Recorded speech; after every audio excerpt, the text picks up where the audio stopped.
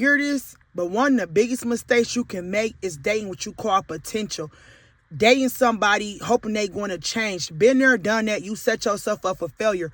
When you dating somebody, you need to walk into that relationship, and before you decide to put a title on that relationship, know that you can accept their good and bad, flaws and all, without them changing anything. If you expecting for them to change something in order for it to work, you shouldn't even go in that type of relationship, because you're going to be hurt.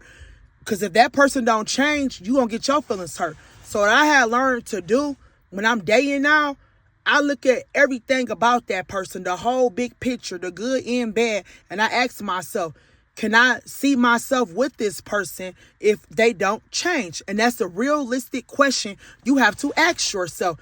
Because if you don't like something about somebody and you can talk to them about it, and how people always say, if a person really care about you, they'll change. That's true to some degree. Yes, sometimes, and I had to learn this to not take it personal. I promise you, I have to learn this. Sometimes it's not even the fact they don't love you. They've been conditioned living like this way before they met you. Now you making it about you. You making it personal about you.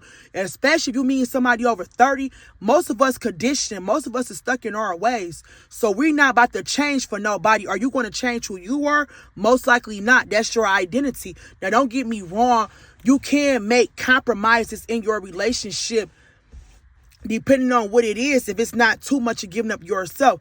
Like small compromises. Like me, I'm a person like to go out. I'm a social butterfly. Well, your man might not want you out every weekend, so I might gotta, when I'm in a relationship, I have done this before. I don't go out as much.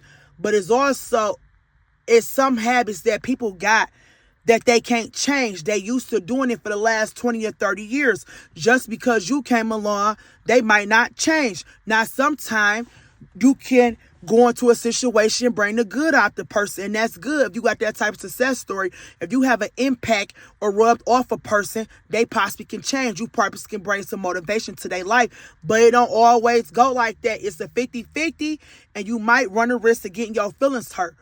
So that being said, I'm not dating potential, or if you're going to date potential, just understand when you walk through that door, they might not change before you give it your all. Just know that you might can be an influence to them. You might not. They might not change the things you don't like.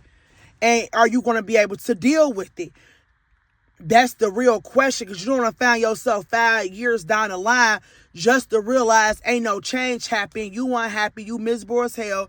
You might have missed out on a person you could have met because they wasted your time 5 years later because they still stuck in their ways.